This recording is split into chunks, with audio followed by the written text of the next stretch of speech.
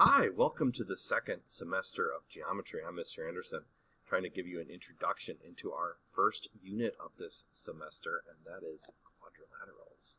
Well, what are quadrilaterals? Well, quad. Quad is Latin for four, and, well, lateral. Lateral is Latin for side. So, what is a quadrilateral? A quadrilateral is a four-sided shape. And there are many kinds of quadrilaterals.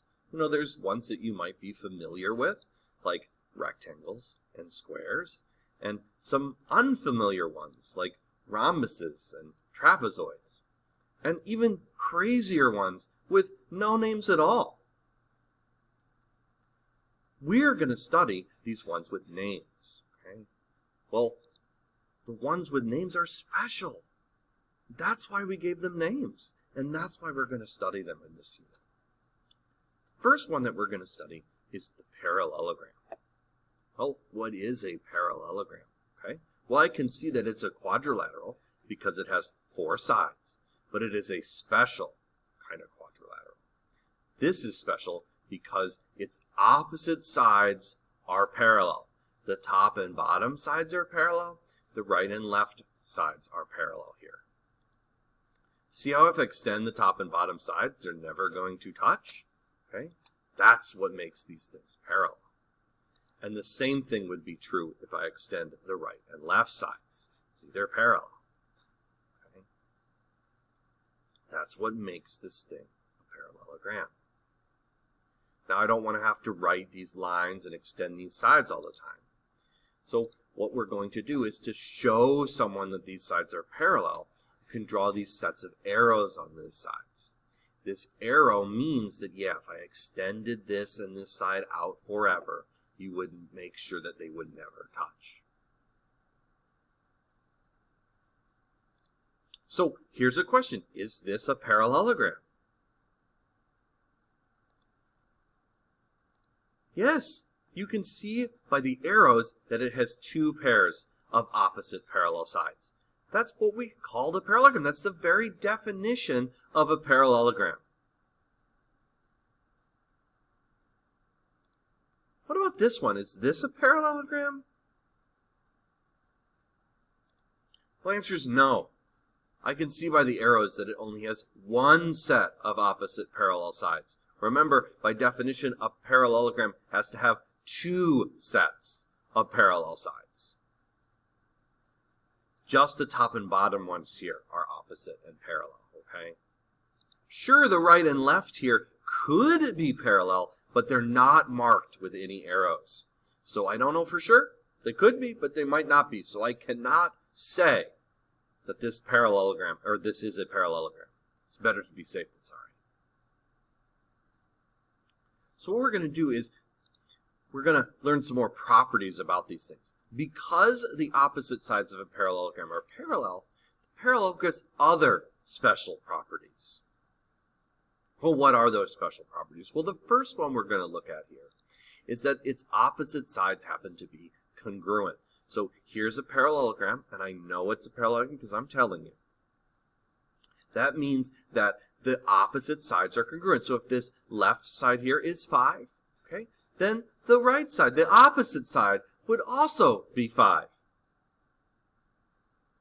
And the same thing is going to be true for the top and bottom sides, right? So if this is 12.5, then its opposite side, right, the side across from it, would also be 12.5.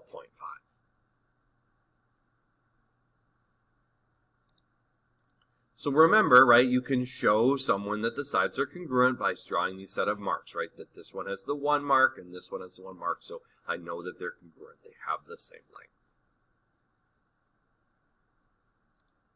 All right, so now this is neat. So we know that a quadrilateral has its opposite sides congruent. But it turns out the reverse of this is also true.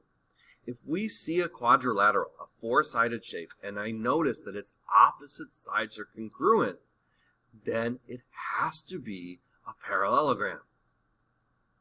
I'm going to hopefully see if I can, illustrate this for you. So what I'm going to do is draw two congruent segments. These two segments have the same length. And I'm going to draw two more congruent segments, right? These two things have the same length. And I'm going to put them together. So I create a quadrilateral, a four-sided shape with these opposite sides being congruent. And look at what I've done. I have created a parallelogram. When you make a quadrilateral with opposite congruent sides, you are also making a quadrilateral with opposite parallel sides. Because this is a property of parallelograms, okay, then you are getting a parallelogram when you have a shape with this property.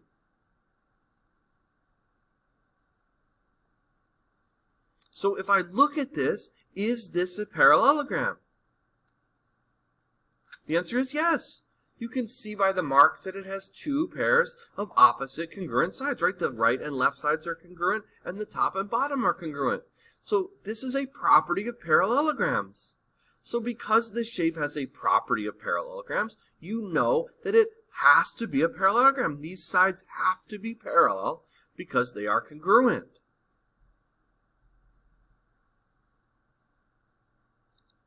What about this one? Is this a parallelogram? No. You can see by the marks that it only has one set of opposite congruent sides, just the top and bottom here. The right and left are not congruent.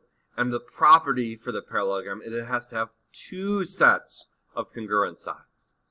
Sure, these two could be, but they're not marked, so we don't know for sure. It's better to be safe than sorry. They look congruent, but I don't know, maybe this one is like 5 and this one's like 4.9 or something. We don't know for sure. Okay, so we don't know that this is a parallelogram.